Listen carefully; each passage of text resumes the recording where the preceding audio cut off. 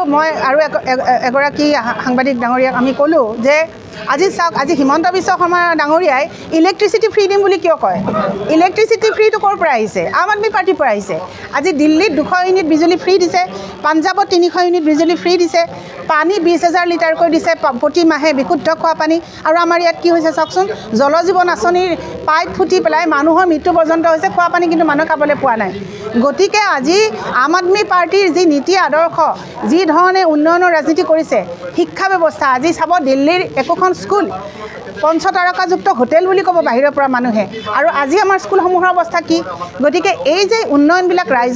ৰাইজে দেখি পাইছে পাঞ্জাবতে হওক দিল্লীতে হওক গতিকে এই পাঞ্জাব আৰু দিল্লীৰ উন্নয়নৰ ৰাজনীতি দেখি নিশ্চয়কৈ অসমৰ সচেতন ৰাইজে বিচাৰিছে যে আম আদমি পাৰ্টি ৰাইজৰ মাজলৈ আহক কাৰণ আমি ইয়াৰ আগতে লোকসভা নিৰ্বাচনত যেতিয়া অৱতীৰ্ণ হৈছিলোঁ ৰাইজৰ মাজত গ'লে আমাক ৰাইজে কয় যে আমি আপোনালোকক বিচাৰি আছোঁ আপোনালোক আহক আমি কেৱল ৰাইজৰ মাজত একাগ্ৰতাৰে অন্তৰৰ পৰা আন্তৰিকতাৰে কেৱল সোমাব লাগিব ৰাইজে নিশ্চয় আমাক আঁকোৱালি ল'ব আৰু তেওঁলোকে সদায় উন্নয়নৰ ৰাজনীতি বিচাৰে এইটো একদম নিশ্চিত গতিকে আমাৰ চামগুৰিত সংগঠনটো ইমান শক্তিশালী নাছিলে বা বিহালী সমষ্টিটো আমাৰ সংগঠন শক্তিশালী নাছিল কিন্তু আমি আম আদমি পাৰ্টি যেহেতু এটা ৰাষ্ট্ৰীয় দল হিচাপে আমি নিৰ্বাচনৰ অৱতীৰ্ণ হ'বই লাগিব নহ'লে আমাক আম আদমি পাৰ্টিক মানুহে ৰাইজৰ মাজত বিচাৰি নাপাব গতিকে আমাৰ ভেটি শক্তিশালী কৰাৰ স্বাৰ্থত সংগঠনৰ নিৰ্মাণৰ কৰাৰ স্বাৰ্থত আমি কেণ্ডিডেট দিছিলোঁ আৰু ৰাইজে যি ভোটদান কৰিছে তাক আমি সন্মান সহকাৰে মানি লৈছোঁ তেওঁলোকে আমাক বিচৰা নাই গতিকে এইবাৰ তেওঁলোকে যাক বিচাৰিছে তাকেই ভোটদান কৰিছে কিন্তু অনাগত দিনত আম আদমি পাৰ্টিয়ে ৰাইজৰ মাজলৈ যাব ৰাইজৰ মাজত সোমাই ৰাইজৰ লগত একেলগে লগ হৈ পেলাই আম আদমি পাৰ্টিয়ে নিৰ্বাচনত অৱতীৰ্ণ হ'ব সমাগত পঞ্চায়ত নিৰ্বাচনৰ মানে প্ৰস্তুতি সম্পৰ্কে আৰু এককভাৱে খেলিব নে যৌথভাৱে খেলিব পঞ্চায়ত নিৰ্বাচনৰ যদি কথা ক'বলৈ যাওঁ তেনেহ'লে চিম্বল নাই এইবাৰ গতিকে যিহেতু আমাৰ কেণ্ডিডেট হিচাপে যাব গতিকে আমি অকলেই নিৰ্বাচনত অৱতীৰ্ণ হ'ম আৰু অন্যান্য ৰাজনৈতিক দলসকলেও চাগে তেওঁলোকেও অকলেই নিৰ্বাচনত অৱতীৰ্ণ হ'ব কাৰণ পঞ্চায়তটো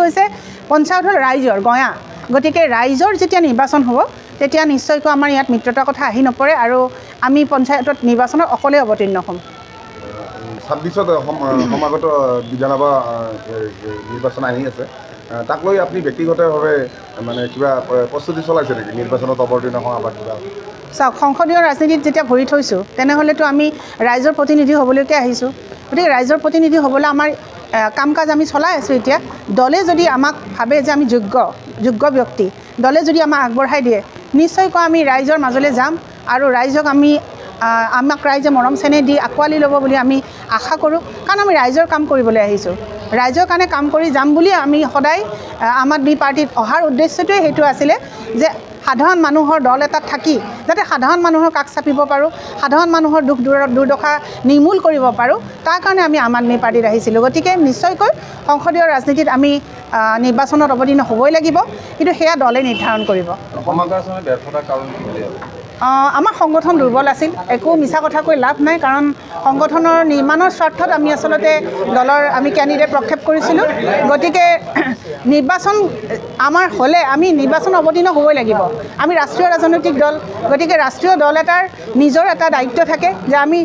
ৰাইজৰ মাজত সোমাবলৈ আমাক এটা ৰাস্তা লাগে এই ৰাস্তাটো হৈছে নিৰ্বাচন গতিকে নিৰ্বাচনত আমি অৱতীৰ্ণ হৈছোঁ আৰু ৰাইজে মতদান কৰিছে সেই মতদান আমি নতশিৰে মানি লৈছোঁ তেওঁলোকে আমাক বিচৰা নাই সেই কথা আমি বুজি পাইছোঁ কিন্তু 26 চনলৈকে আমি ৰাইজৰ মাজত সোমাই ৰাইজৰ কাৰণে কাম কৰিম নিশ্চয় আমাক ৰাইজে আঁকোৱালি ল'ব